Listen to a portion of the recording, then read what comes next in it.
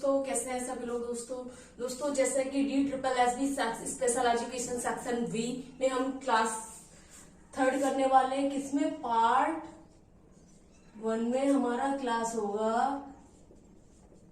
3rd, यानी कि तीसरी क्लास है दोस्तों आज हमारी DSSB special education section B की। ठीक है, अभी हम पार्ट वाइज जैसे कि सिलेबस कवर कर रहे हैं दोस्तों, तो आज हमारी तीसरी क्लास है। अगर इससे पहले अगर आपको सिलेबस के बारे में जानना है या सिलेबस पैटर्न के बारे में जानना है तो आप लास्ट की 2 वीडियो के देखें उसको, और एक मैंने उसकी प्लेलिस्ट अलग से बना रखी है सिलेबस की, आप देखेंगे उसमें तो उसमें आपको आगे की वीडियो मिल जाएंगी प्लेलिस्ट में जाकर। चलिए दोस्तों स्टार्ट करते हैं, और आज का हमारा पार्ट 1 क्लास 3rd में हमारा टॉपिक रहेगा आज डिसेबिलिटी, यानी कि दिव्यांगता क्या है, दिव्यांगता के बारे में जानेंगे। ठीक है दोस्तों, डिसेबिलिटी को पहले विकलांगता बोलते थे, डिसेबिलिटी के नाम से जाना जाता था, लेकिन अब हम उसको डिसेबिलिटी या विकलांगता यूज नहीं करते, उसको हम दिव्यांगजन या दिव्यांगता यूज करते हैं। ठीक है दोस्तों, तो देखिए दोस्तों दिव्यांगता क्या है। दिव्यांगता एक ऐसी स्थिति है जो क्षति एवं अक्षमता के कारणों से उत्पन्न होती है। दिव्यांगता क्या है दोस्तों? क्षति एवं अक्षमता के कारण से उत्पन्न होती है। जैसे कि दोस्तों अब तक हमने ये जाना था कि क्षति के परिणाम स्वरूप जो स्थिति है वह अक्षमता कहलाती है। अब विकलांगता क्या है दोस्तों? विकलांगता क्या है? क्षति एवं अक्षमता के कारणों से जो स्थिति उत्पन्न होती है उसे विकलांगता कहते हैं। ठीक है, यानी कि पहला क्षति, दूसरा अक्षमता, तीसरा आ गया विकलांगता यानी कि दिव्यांगता उत्पन्न होती है, जिससे व्यक्ति शारीरिक एवं मानसिक क्रियाएं संबंधी भूमिकाओं को वह सामान्य व्यक्ति की तुलना में नहीं निभा पाता है। दिव्यांगता क्षति के उपरांत व्यक्ति की आयु, लिंग एवं सामाजिक स्तर के अनुरूप कार्य करने में बाधा पहुंचाती है। ऐसी स्थिति दिव्यांगता कहलाती है। ठीक है दोस्तों, यानी कि दिव्यांगता क्या है, डिसेबिलिटीज क्या है, डिसेबिलिटी क्या है? क्षति और अक्षमता के कारणों से उत्पन्न होती है, क्योंकि पहले क्षति होगी उसके बाद व्यक्ति क्या है, किसी कार्य को करने में असक्षम हो जाएगा, और जब वह व्यक्ति पुनः स्थिति में नहीं आ पाता है तो ऐसी स्थिति को हम विकलांगता कहते हैं, जिससे व्यक्ति की शारीरिक मानसिक क्रियाओं संबंधी भूमिकाओं को, यानी कि शारीरिक से मतलब है अगर शारीरिक रूप से किसी प्रकार की अक्षमता है, जैसे कि चलने से, उठने से, बैठने से, किसी कार्य को करने से, व्यक्तिगत या हम कह सकते हैं हाथ पैर चलाना, कार्य करना, किसी वस्तु को उठाकर रखना, एक स्थान से दूसरे स्थान तक जाना, ऐसी शारीरिक क्रिया। मानसिक क्रिया से मतलब है दोस्तों ये सोचना समझना, ठीक है, सोचना समझना, किसी चीज का गहन करना, चिंतन करना, ठीक है, इस तरीके से है। संबंधी भूमिकाओं को वह सामान्य व्यक्तियों की तुलना में नहीं निभा पाता है। सामान्य व्यक्ति की तुलना में मतलब कह रहे हैं जैसे कि एक सामान्य व्यक्ति शारीरिक रूप से, मानसिक रूप से अपने कार्यों को और भूमिकाओं को निभाता है, तो जो हमारा जो दिव्यांगजन व्यक्ति है वह क्या है दोस्तों? सामान्य व्यक्ति की अपेक्षा, सामान्य व्यक्ति की तुलना में शारीरिक एवं मानसिक क्रियाओं संबंधी भूमिकाओं को नहीं निभा पाता है। फिर कह रहे हैं दिव्यांगता क्षति के उपरांत व्यक्ति की आयु, लिंग एवं सामाजिक स्तर के अनुरूप कार्य करने में बाधा पहुंचाती है।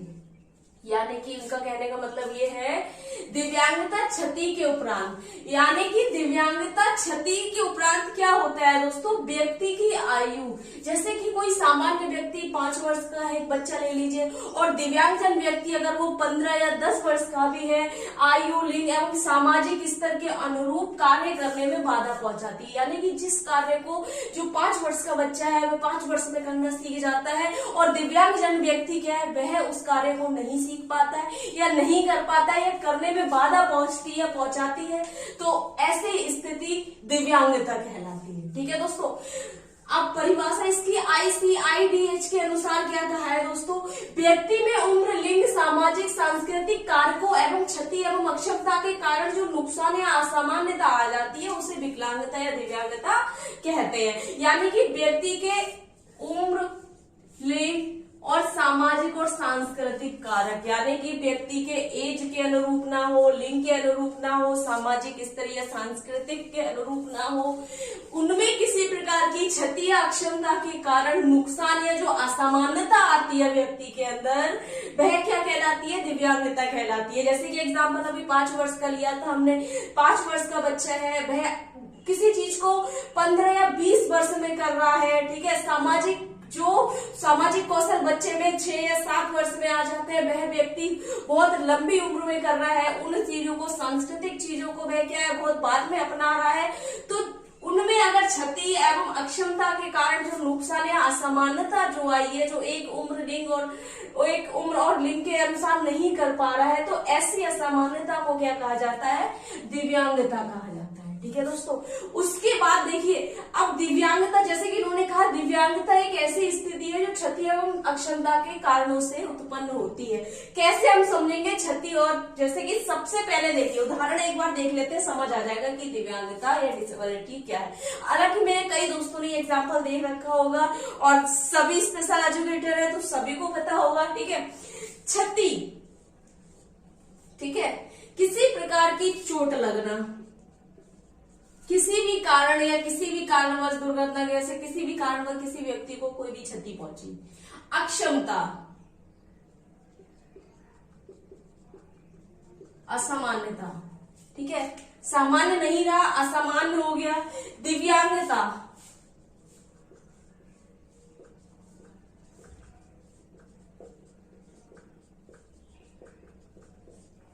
पुनः स्थिति में ना आना, ठीक है, या असमर्थ हो जाना,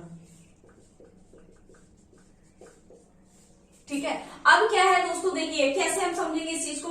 किसी व्यक्ति का दुर्घटना बस हाथ जल गया, उसकी कोशिकाएं जलने से क्षतिग्रस्त हो गई, यानी कि कोशिकाएं क्या हुई दोस्तों, क्षतिग्रस्त हो गई। सबसे पहले क्या हुआ, आग जलने से या हाथ, दुर्घटना बस हाथ जल गया उसका और कोशिकाएं क्या जलने से क्षतिग्रस्त हो गए। तो हाथ जलने के कारण वह अपना कार्य नहीं कर पा रहा है, यानी कि जब उसकी कोशिकाएं क्या हो गई, हाथ की क्षतिग्रस्त हो गई, उसकी समझ लीजिए हाथ जल गया, उंगलियां जल गई, कोशिकाएं क्षतिग्रस्त हो गई। किस चीज को पकड़ सकता था, लिख सकता था, अपने हाथ के द्वारा किसी कार्य को बटन बंद करना, लिखना, किसी चीज को फोल्ड करना, बहुत सारे कार्य है जो ज्यादातर अपने हाथों से ही करते हैं, तो वे सभी कार्य नहीं कर पा रहा है।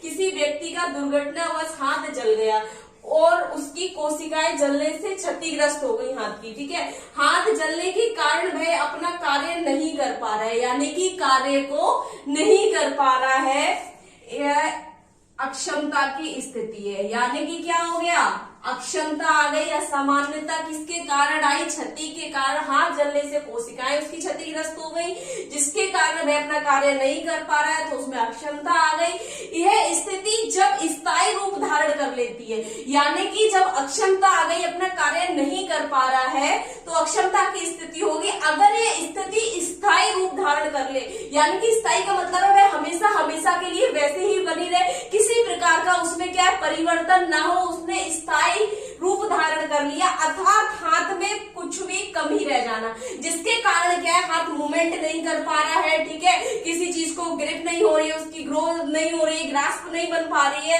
हाथ में कमी रह जाना जो पहले जैसी ना हो सके, यानी कि वह पुनः स्थिति में ना आ सके। सामान्य स्थिति में कैसे आएगी, जब उसकी कोशिकाएं क्षतिग्रस्त हो गई और कार्य करने में असक्षम हो गया वह व्यक्ति, हाथ जलने में कुछ कमी रह गई, जैसे कि मूवमेंट नहीं कर पा रहे, उसके हाथ या उंगलियां होल्ड नहीं कर पा रही है और पहले जैसी ना हो सके, वह स्थिति क्या कहलाती है, दिव्यांगता कहलाती है। यानी कि पुनः स्थिति में ना आना दिव्यांगता, यानी कि असमर्थ हो गया। तो दिव्यांगता क्या है, क्षति और अक्षमता से उत्पन्न कारण क्या है, दिव्यांगता है। जैसे कि दोस्तों सबसे पहले हमने क्या, दुर्घटना बस हाथ जला, यानी कि उसकी कोशिकाएं क्षतिग्रस्त हो गई, फिर उसके कारण असक्षम हो गया, अक्षमता आ गई, और क्या हुआ कि किसी कारण वह पुनः स्थिति में ना आ पाए, तो क्या हो गया दोस्तों, दिव्यांगता, यानी व्यक्ति किसी कार्य को करने में असमर्थ हो गया। तो अगर और उस स्थिति ने क्या स्थायी रूप धारण कर लिया, इसलिए उसको क्या, वह स्थिति क्या कहलाती है, दिव्यांगता कहलाती है दोस्तों। तो सबसे पहले क्षति, अक्षमता, दिव्यांगता, इसी कारण क्या है। अब देखिए दोस्तों, ये तो चोट लगने से, लेकिन कुछ दिव्यांगता क्या है जो पहले से होती है, उनके बारे में भी बात करेंगे दोस्तों। तो हमें ये समझ आ गया कि दिव्यांगता कैसे, यानी कि पहले क्षति का परिणाम अक्षमता, अक्षमता की जो स्थिति है वह अगर स्थायी रूप धारण कर लेती है वह स्थिति दिव्यांगता कहलाती है। किसी प्रकार की कोई क्षति का परिणाम स्वरूप असक्षमता, और जब असक्षमता क्या है कोई स्थायी रूप धारण कर ले तो उस स्थिति को क्या कहलाते हैं, और जो पुनः स्थिति में ना आए तो उस स्थिति को दिव्यांगता या डिसेबिलिटी कहा जाता है दोस्तों। अब इसमें क्या है दोस्तों, अगर आपके क्वेश्चन बनेंगे इसमें से तो किस प्रकार बनेंगे क्वेश्चन ऐसे भी बन सकते हैं जैसे कि पहले दिव्यांगता एक ऐसी स्थिति है जो क्षति एवं अक्षमता के कारणों से उत्पन्न होती है, ठीक है। अब इसमें क्वेश्चन बन सकता है आपका कि दिव्यांगता किन कारणों से उत्पन्न होती है। कोई सामाजिक बोलेगा, कोई मानसिक बोलेगा, शारीरिक, लेकिन इसका कारण क्या है, क्षति एवं अक्षमता के कारणों से उत्पन्न होती है। इस प्रकार का क्वेश्चन आंसर बन सकते हैं जिससे व्यक्ति शारीरिक एवं मानसिक क्रिया संबंधी भूमिका वो सामान्य व्यक्ति की तुलना में नहीं निभा पाता है। तो इसमें क्वेश्चन बन जाएगा ऐसी किस स्थिति में व्यक्ति क्या है अपने सामान्य व्यक्ति की तुलना में मानसिक और शारीरिक भूमिकाओं को नहीं निभा पाता है। तो किसमें, जो दिव्यांगता जो क्षति एवं अक्षमता के कारण से उत्पन्न स्थिति है जिसमें व्यक्ति क्या करता है शारीरिक एवं मानसिक क्रिया संबंधी भूमिका को सामान्य व्यक्ति की तुलना में नहीं निभा पाता है। या ऐसे भी बन सकती है दोस्तों, इस तरीके से अगर हम बात करें कि क्षति या अक्षमता या दिव्यांगता, अक्षमता का क्या कारण है, तो अक्षमता का क्या कारण है कि क्षति का परिणाम स्वरूप जो स्थिति उत्पन्न होती है वह अक्षमता होती है, और अक्षमता का अगर स्थायी रूप धारण कर ले तो वह स्थिति क्या कहलाती है, वह स्थिति दिव्यांगता कहलाती है। इस तरीके से आपके क्वेश्चन बनेंगे, ठीक है दोस्तों। अगर वो ऐसे भी पूछ सकता है कि अक्षमता एक ऐसी किसी व्यक्ति में कोई अक्षमता है, अगर वह स्थिति पहले जैसी ना हो सके, पुनः स्थिति में ना आ सके, वह स्थिति तो क्या कहलाती है, दिव्यांगता कहलाती है, ठीक है दोस्तों। इस प्रकार से अगर इस तरीके से भी पूछ सकता है कि क्षतिग्रस्त हाथ जलने का अपना कोई कार्य नहीं कर पा रहा है, यानी कि क्षति क्या है, ठीक है, अक्षमता क्या है, दिव्यांगता क्या है। तो क्षति अक्षमता का कारण क्या है, जो कारण उत्पन्न हुआ ऐसी स्थिति जो पुनः स्थिति में ना आ सके, दिव्यांगता कहलाती है। अक्षमता क्या है, क्षति का परिणाम स्वरूप जो स्थिति पैदा होती है वह क्या कहलाती है, अक्षमता कहलाती है। क्षति क्या है, जो व्यक्ति किसी कार्य करने में बाधा पहुंचती है, रुकावट पैदा करती है, वह क्षति कहलाती है। इस प्रकार से आपके इस टॉपिक से क्वेश्चन बनेंगे। बाकी क्वेश्चन हम प्रत्येक पार्ट के प्रत्येक क्लास के अलग अलग प्रकार छोटे छोटे आपको क्वेश्चन बना के मैं ऑब्जेक्टिव टाइप आपको कराऊंगी, ठीक है दोस्तों। अगर इसमें कुछ समझ नहीं आ रहा है, कुछ गलत लग रहा है, कुछ पूछना है तो कमेंट बॉक्स में जाके कमेंट कर सकते हैं दोस्तों। ज्यादा से ज्यादा वीडियो लाइक करो, चैनल को सब्सक्राइब करो, बेल आइकन को प्रेस कर दो दोस्तों, ताकि नेक्स्ट वीडियो आप तक पहुंच सके दोस्तों। अगर इससे संबंधित अगर आपको कुछ जानना है, देखिए दोस्तों मैंने जो आपको बहुत सारे वीडियोस डिसेबिलिटी के बारे में पहले से अपलोड कर रखे, जैसे कि DED SC का मैं कोर्स कंप्लीट कराती हूँ स्पेशल एजुकेशन का, तो आप उसमें भी जाके अपने डाउट क्लियर कर सकते हैं। अगर कोई दिक्कत है आपको किसी भी टॉपिक से रिलेटेड आपको कोई टॉपिक देखना है आप उसमें जाकर देख सकते हैं दोस्तों। Thank you so much.